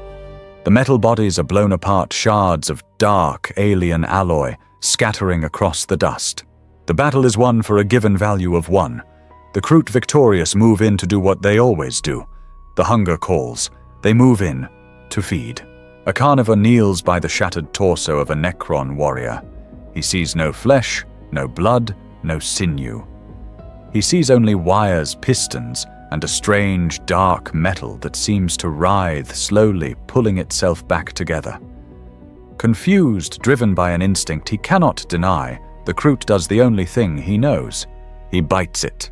His beak an instrument that can shear through flak armor, and orc bone grinds against the alien metal. A sickening crack. The Kroot rears back, shrieking in pain, a shard of his own beak broken off. The Necron metal is not just hard. It is other. This is a new, profound, and terrifying form of starvation. The Kroot are a race that must consume their enemies to survive, to evolve. But what happens when you fight an enemy that is not alive? An enemy that has no DNA, no genetic code, no biological matter to consume. The Necrons are an evolutionary nightmare. They are a wall. They are the antithesis of the Kroot's entire existence. To a Shaper, a Necron is not an enemy. It is a famine. A Kroot kindred trapped in a long war against the Necrons will starve. They will fight and kill and win, but their reward is nothing. Just useless, inedible metal. Their gene pool will stagnate. Their bodies will grow weak. They will devolve not from eating the wrong thing, but from eating nothing at all. The Necrons are a mirror of this stagnation, a vision of a future where evolution itself ends. But there is another meal, one that is not impossible but infinitely more dangerous, one that is unlike the sterile Necron, all too biological. A world has fallen to the arch-enemy. The Toe in their ignorance call it a human uprising. The Kroot, their senses sharper, know better. They smell the change in the air, a scent like ozone and old blood and something sweet. They engage the cultists, and they are changed. Their flesh is a roadmap of glorious weeping mutations. One man has eyes covering his arms. Another's jaw unhinges like a serpent's. A third fights on despite a wound that has exposed his glowing purple and singing organs. The Kroot kill them. They are, after all, just corrupted humans. They are flesh. The Shaper, perhaps, is cautious. He remembers the ancestral terror of the Eldar's psychic taint. But this is different. This is raw power. He sees the mutations, and his decoders in their hunger do not see corruption. They see adaptation. They see strength. A Kroot eats the flesh of a chaos-tainted cultist. The result is not the slow, subtle madness of the Elder feast. It is not the biological rejection of the Space Marine gene seed. It is acceptance. The Kroot's genetic decoders, in their naivety, joyfully welcome the gifts. They see the code for grows a new arm, and they copy it. They see the gene for skin hardens into chitin, and they replicate it. The Kroot's body mutates. But as with the Tyrannid, the Kroot has eaten more than just DNA. He has eaten a prayer. He has consumed a patron. The genetic code is a gateway, a welcome mat, written in the language of flesh, for the thing that sponsored those mutations. The Kroot's mind, so blessedly dim in the warp, is flayed open from the inside. The demonic entity, the patron of the cultist, does not just whisper to him. It claims him. He has quite literally consumed a piece of his new god. He does not become a puppet like the Tyrannid Eater. He becomes a vessel. He becomes a willing, screaming, ecstatic abomination.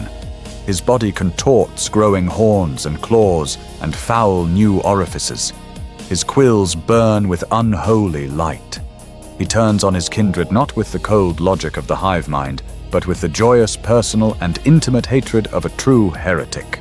The Shapers who know this truth have a law stricter even than the one for Tyrannids. This is the ultimate An-El. To eat the flesh of chaos is not just to die. It is not just to become a puppet. It is to become a traitor to reality itself.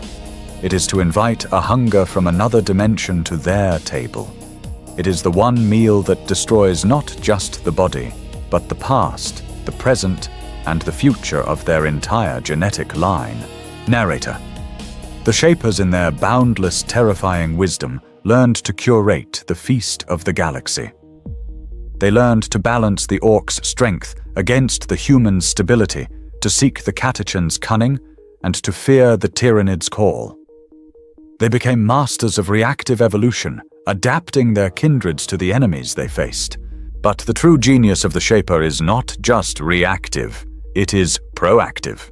The greatest acts of Krootogenesis, the most profound changes, did not come from the flesh of their enemies. They came from the flesh of their home. They came from a deliberate, conscious, and masterful act of self-design. The ancient Kroot, the carnivores, were perfect ambush predators. They were swift, silent, and lethal, but they were slender. They lacked raw, brute-carrying power. They could not haul the heavy pulse weaponry their Toe allies provided.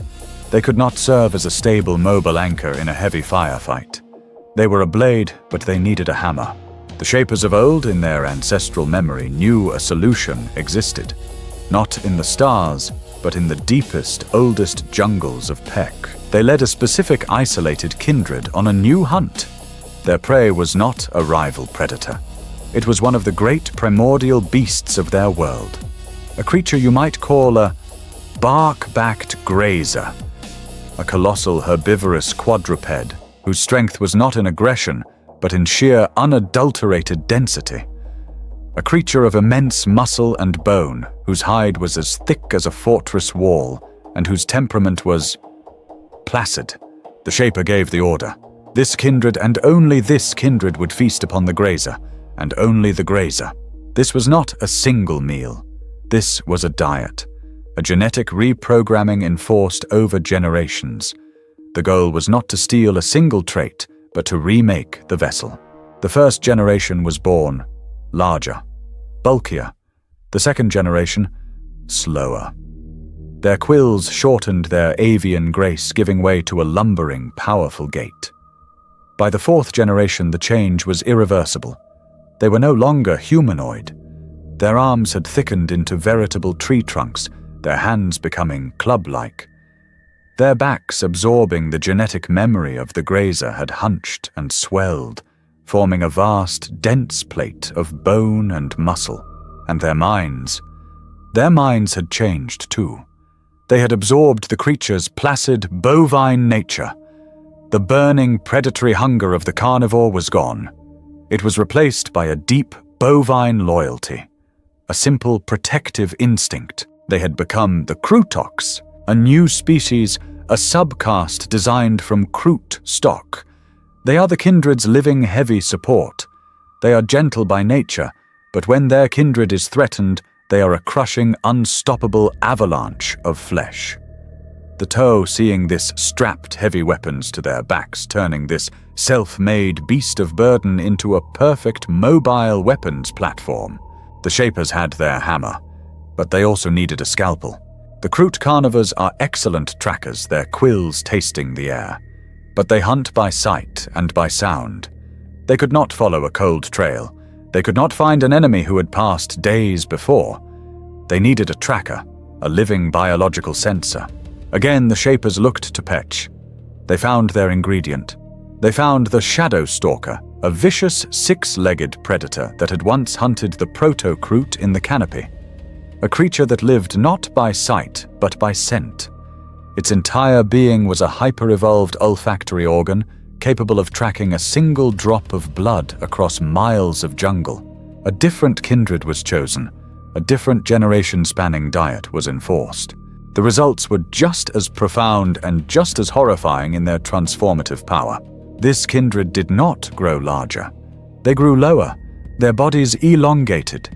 Their bipedal form was sacrificed, melting away into a sleek, quadrupedal, or even six-limbed form. Their heads, their very skulls reshaped. Their beaks shortened, their nostrils flaring, their sensory quills migrating from the crown of their head to their muzzle. becoming a twitching, sniffing mass of ganglia designed to taste the very ground. They lost their intelligence. They lost their ability to form speech, their minds narrowing to a single burning focus: the hunt, the scent, the prey. They had become the Kroot hound. They are no longer people. They are tools. They are living, vicious, perfectly designed hunting probes, loyal to their shapers with a dog-like devotion. They are unleashed before the battle, sniffing out ambushes, tracking enemy patrols, a living, barking, clawing early warning system. This is the true hidden power of Krootogenesis. It is not just about adapting to enemies. It is about a species' willingness to dismantle itself to fill a need. The Shapers are not just curators. They are the most ruthless and pragmatic genetic engineers in the galaxy. They see their own people, their own brothers, sons, and sisters as raw genetic clay. If the kindred needs a soldier, they remain Kroot. If the kindred needs a tank, they become Krootoks. If the kindred needs a hunting dog, they become Kroot hounds. The individual form is meaningless. The self is irrelevant. The only thing that matters is the survival and function of the kindred in whatever shape the Shapers deem necessary. Narrator: the grand self-designed projects. The Krootoks and the Kroot hound are testaments to the Shapers' long-term vision. They are works of patience forged over generations. But the Kroot hunger is not always so patient. The very nature of Krootogenesis is opportunism. The galaxy is too vast, the enemies too diverse, and the Shaper, in his role as the kindred's chief scientist, never stops experimenting. They are not just long-term planners, they are ruthless, opportunistic experimentalists. Every battlefield is a new laboratory.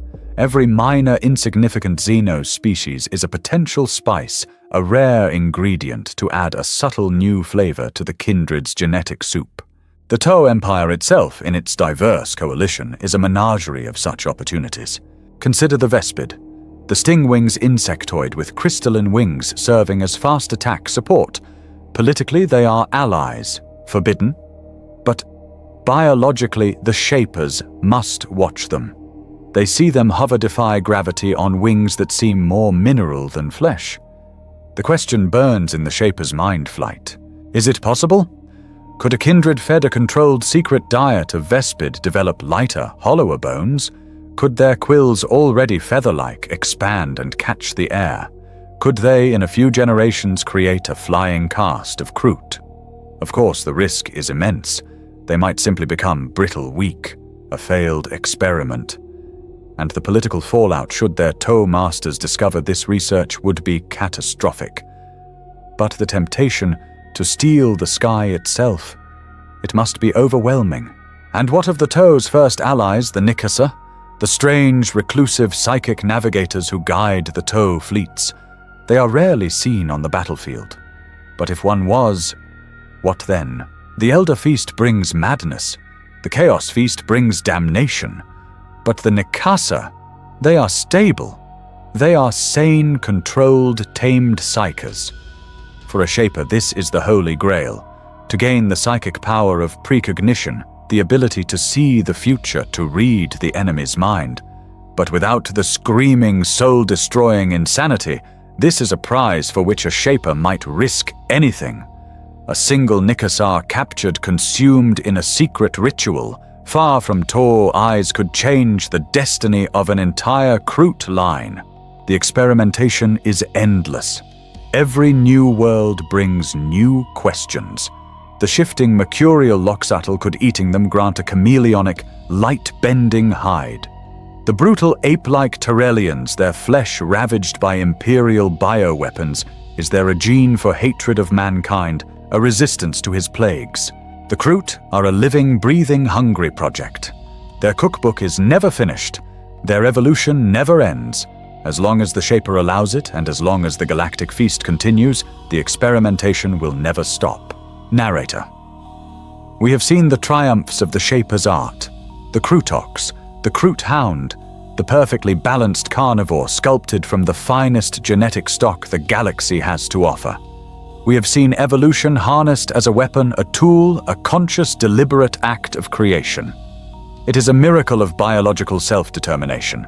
But the Shaper is an artist working with the most volatile, unpredictable, and dangerous clay in the cosmos, the raw alien DNA of their enemies.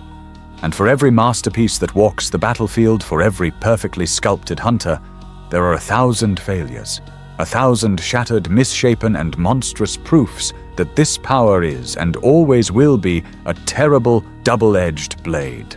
This is the genetic cul-de-sac, the evolutionary dead end, the dark hidden gallery of the Shaper's mistakes. The most common and most tragic of these failures is the one we have already glimpsed, the kindred that flew too close to the green, burning sun of the Orc. They are the Grex, the lost ones. Imagine a Kroot kindred isolated on a feral world fighting a war of survival against an Orc tide for generations.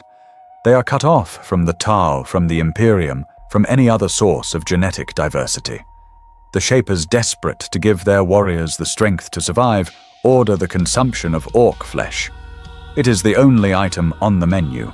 At first, the kindred grows strong, durable, resilient. They hold the line. But the cleansing meals, the human, the Eldar, the swift prey that would rebalance the genetic cocktail, never come. The diet is 100% unfiltered, relentless Orc. The filter of the genetic decoders, so efficient in small doses, is overwhelmed. It is clogged. It breaks. The poison, the genetic junk, the mental simplicity of the green skin seeps through. The resulting Kroot are a mockery. They are no longer Kroot. They are hulking, green-tinged, slope-browed brutes, all muscle and mindless rage. Their beaks are thick and dull. Their sensory quills, the instruments of their avian cunning, are stunted, useless nubs. Their ancestral patient intelligence is gone, burned away by the simple, roaring bloodlust of the war. They can no longer set a trap. They can no longer think tactically. They can no longer even speak in the complex clicks and whistles of their own people. They can only grunt and charge and kill. They are a failed experiment. They are still technically Kroot, but their Krootness, their intelligence, their soul has been scoured away. They are a living, breathing echo of their last meal, a hollow shell of aggression. They are useless to the Shapers, and a deep, profound shame to their race. But failure for the Kroot is not always born of a bad meal. It can be born of no meal at all. This is the terror of the Warsphere kindreds. The Kroot are not by nature spacefarers. They rely on their tow patrons or on their ancient lumbering spherical vessels to cross the void. What happens to a kindred trapped on one of these metal arcs for too long? A generation, a century, drifting in the dark, engaged in no wars, finding no new worlds, no new prey. Their hunger, their biological imperative becomes a curse. They are a species designed for constant dynamic change. Their DNA demands new input, new information, new code to refresh and strengthen its own. Without it, it begins to feed on itself. It begins to unravel. It begins to forget. This is the great atrophy. The Kroot begin to shrink. Their muscles wither. Their dense, ropey sinew turns frail. Their senses dull. Their quills droop. They become weak, listless, pale shadows of their ancestors. Their offspring are born smaller, sicker. This is the ultimate, terrible irony of their existence. Their own native, pure Kroot DNA is not enough to sustain them. They are an evolutionary parasite. They need the strength of others to maintain their own. War is not just their livelihood. It is their metabolism. They must fight, they must kill, they must eat, simply to remain who they are. Stagnation is not just a cultural decline, it is a biological death. So what does a Shaper, the pragmatic, ruthless geneticist, do with these failures? What does the artist do with a ruined sculpture, a flawed canvas? He does not preserve it. He does not rehabilitate it. He destroys it. For a kindred of Grex, the solution is one of grim, brutal expedience. The Shaper, his heart, as cold as the void, will accept a new contract on his kindred's behalf. A suicide mission. A forlorn hope. He will lead his devolved, roaring warriors to the most fortified, most hopeless sector of the battlefield. He will point them at the guns of a Baneblade or into the chittering maw of a Tyrannid swarm. He will give the simple Orky command to charge, and he will not join them. The Grex will die in a tide of mindless, useful violence, fulfilling one last disposable purpose. Their flawed, corrupted genetic line is wiped from the galaxy. The gene pool is cleansed. The failure is edited. And what of the atrophied, stagnant kindreds, the ones too weak even to fight? The solution here is even colder. A Master Shaper and Inquisitor from Petch itself will arrive to inspect the ailing war sphere.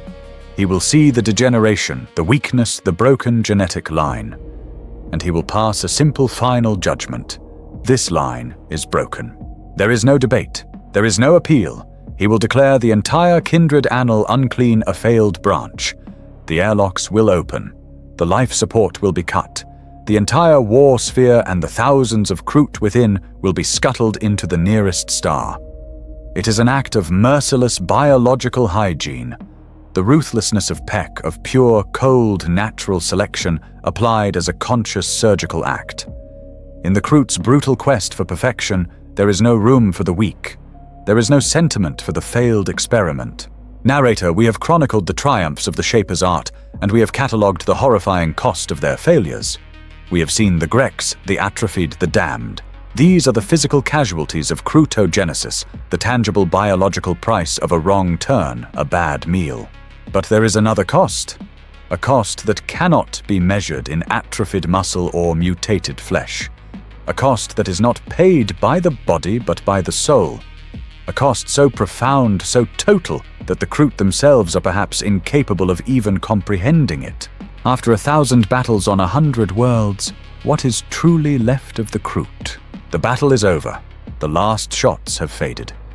A Kroot carnivore, his beak still slick with the blood of Acadian, limps to a stagnant, shell-cratered puddle to drink. The water is oily, iridescent with promethium. He stoops his bird-like head, dipping down, and for a moment he pauses. He sees his reflection. But what is it that he sees, staring back from that fractured liquid mirror? Does he see a Kroot of Pesha hunter, an individual?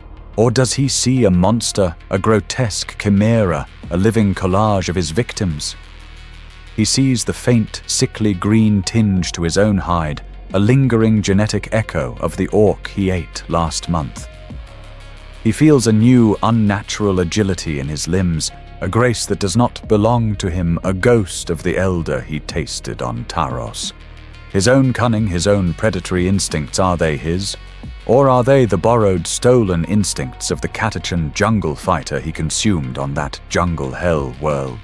When he thinks who is doing the thinking, is it the Kroot? Or is it the faint, screaming, undigested psychic memory of 1,000 other lesser meals? This is the great, unspoken, existential horror of the Kroot. The eye is a luxury they cannot afford. The individual is a concept that has been diluted into non-existence. He is not a Kroot. He is a vessel. He is a walking, haunted graveyard, a house built from the reclaimed, bloody bricks of its enemies. His personality is not his own. It is the most recent flavor he has added to the soup. He is not a self. He is a composite. A patchwork horror stitched together from the genetic memories of his meals. Look at their society. This void, this emptiness of self is reflected in everything they do, or rather in everything they don't do. Humanity in its desperation builds towering Gothic cathedrals to a corpse god. They write art, they compose hymns, they build monuments to their own fanaticism.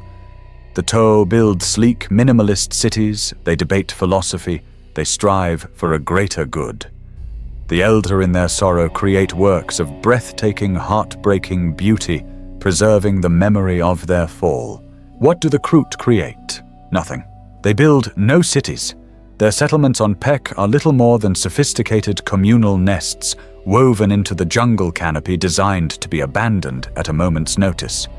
They have no art save for the ritual scars and fetishes they hang from their quills. They have no music save for the snap of bone and the whistle and click of the hunt. They write no history, for their history is written in their blood. They have no culture beyond the culture of consumption. Their entire civilization, their social structure, their technology, It is all just a complex support system for their digestive tract. The Shaper is not a king or a president, he is a head chef. The kindred is not a society, it is a hunting pack. Their lives are not lived, they are processed. They are the ultimate existential slaves. They are not enslaved to a god. They are not enslaved to an ideology. They are not even enslaved to a master, for their relationship with the Tao is one of pure, cold pragmatism. The Kroot are enslaved to their own biology. They are slaves to the hunger. They are slaves to the process. They exist only to fight. They fight only to eat. They eat only to change. And they change only so they can fight again. It is a perfect, closed, and utterly empty loop. A serpent devouring its own tail forever. What then was the original Kroot, that creature from Peck?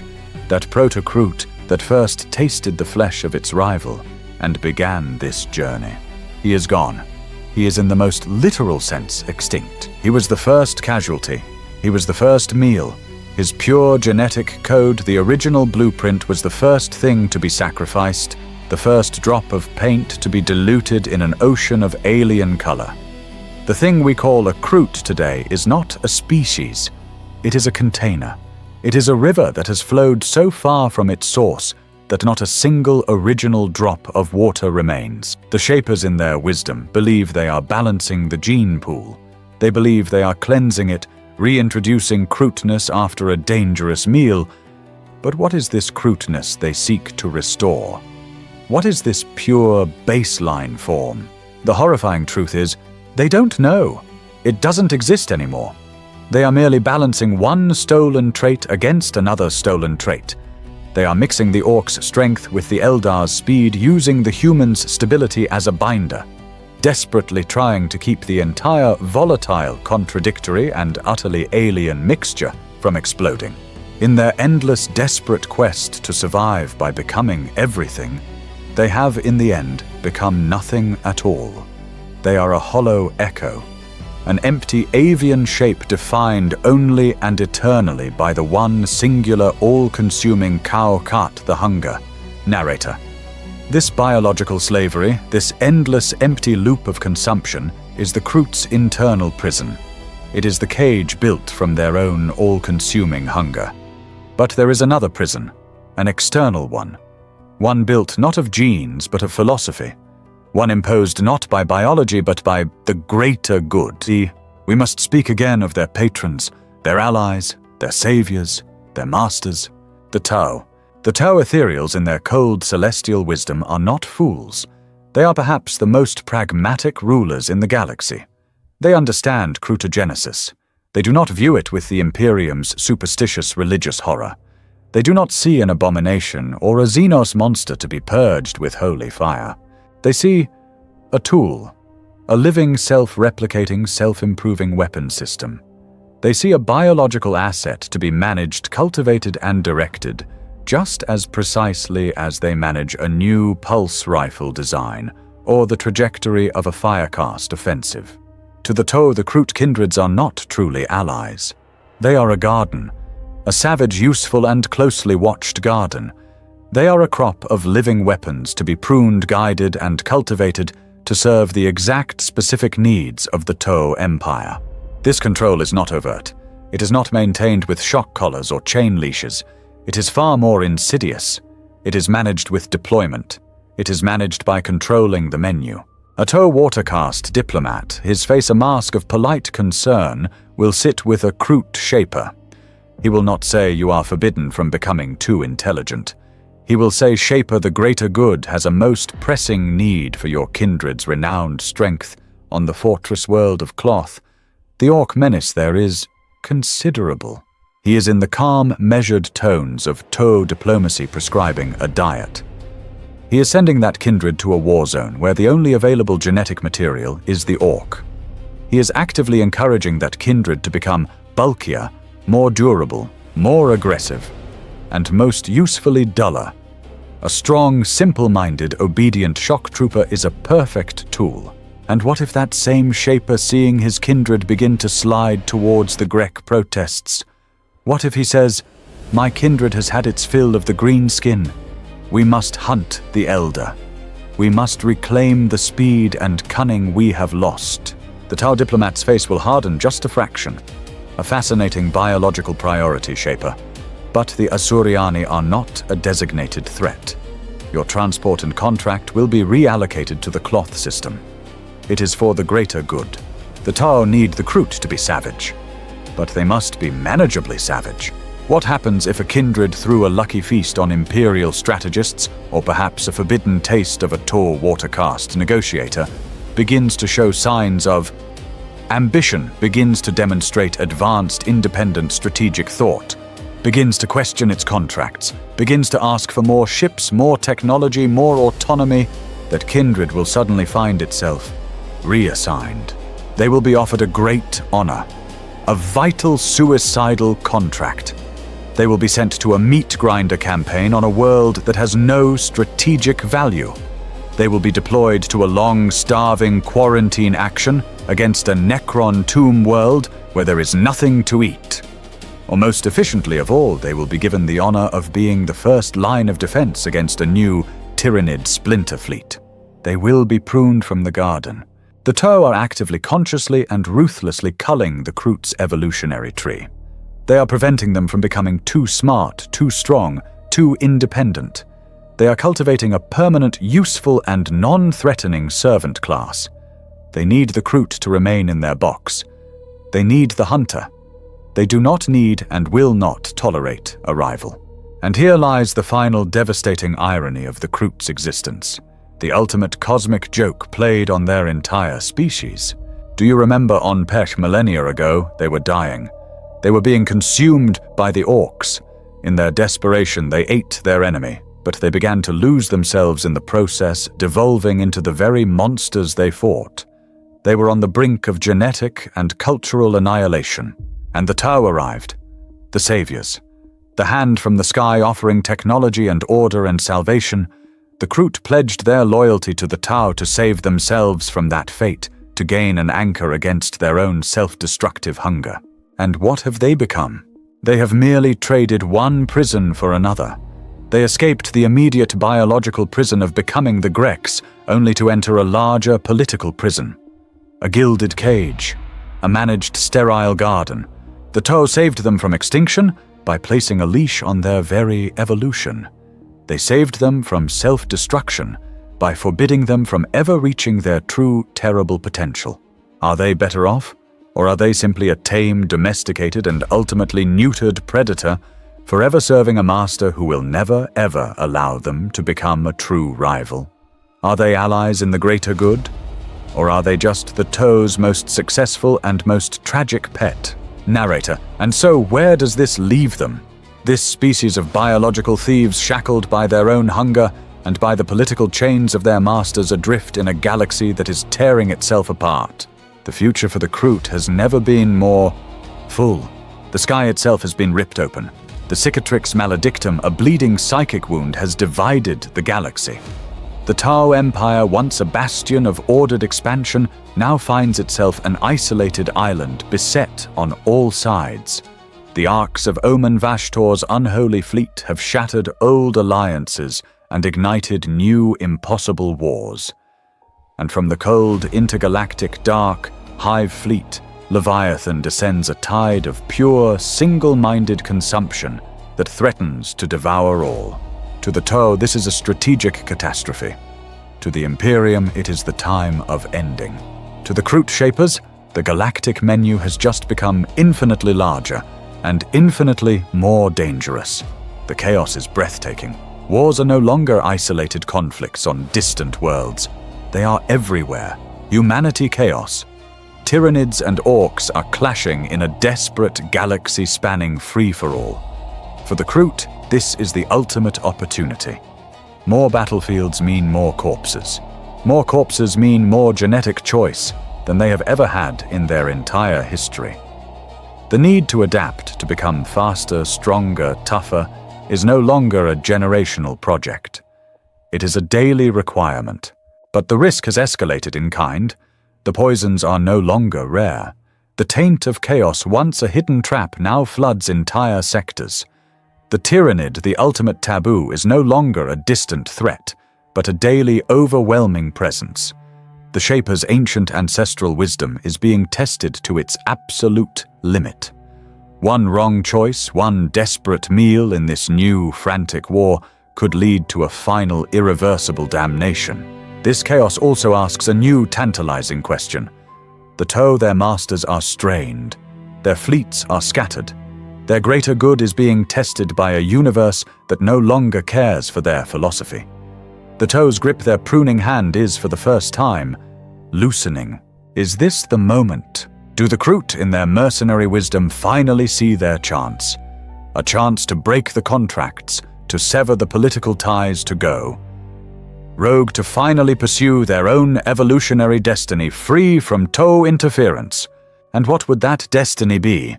If the toe's guiding restrictive hand were removed, would the Kroot blossom into their ultimate terrifying form? Would they become a true galactic power? A new empire built not on territory, but on a perfectly curated stolen genome? Or is that just a fantasy? Are the toe's chains the only thing holding them back from immediate self-annihilation? Would their first act of freedom be to make that fatal, hubristic choice, to finally eat the Tyrannid, to gorge themselves on chaos, to devolve into a galaxy of Grex, or to disappear into a spiral of cancerous self-made mutations? Are they forever destined to be the tool of another race? Or in this new age of blood and darkness will the hunter finally become the master? The future is a blank, unwritten page, and the Kroot are as always hungry for what comes next. Narrator, we began this journey in the mud and the blood with a sound. A wet, tearing, primitive sound that chilled our civilized sensibilities. We saw an act of apparent savagery, a monster defiling the corpse of a hero. We set out to understand why, and now at the end of our road, we find ourselves confronted with a truth far more complex and infinitely more tragic than simple animalistic hunger. We have decoded the science of Krootogenesis. We have toured the galactic menu from the brutish orc to the ethereal elder, from the stabilizing human to the absolute, soul-shattering taboos of the Tyrannid and the demon. We have seen the masterpieces of their craft, the mighty Krootox, the swift Kroot hound, and we have walked through the dark, evolutionary graveyards of their failures. We have learned the central, terrifying, and immutable law of Kroot existence: you are what you eat. And in this truth we find the ultimate tragedy of their race. The Kroot are not monsters, not truly. They are not savage for savagery's sake. They are not cruel or hateful or evil. Those are luxuries philosophies afforded to races who are not in a constant biological war with their own extinction. The Kroot are perhaps the most honest creatures in this dark millennium. They are the perfect, unadorned living embodiment of the galaxy's one true law: adapt or die. In a universe of uncompromising absolute brutality, they are the ultimate pragmatists. They have been given a gift, a biological miracle that allows them to steal the very strengths of their conquerors, to change their form, their function, their very nature to meet any threat. A human facing a new horror must invent a new gun. A Kroot facing a new horror becomes a new hunter. This gift is their salvation. It is the only reason their species born on the death world of Pek has survived to see the 41st millennium. And it is their greatest, most profound, and most inescapable curse. Because the price for this endless adaptation is identity. The cost of being able to become anything is to be nothing.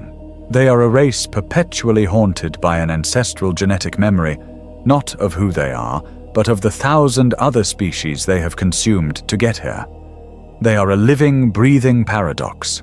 They are survivors who have survived only by committing a slow, generational, and continuous act of suicide.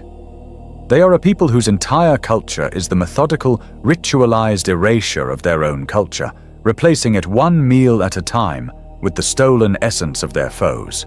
Their gift is not a tool they can choose to use. It is a hunger. It is a command.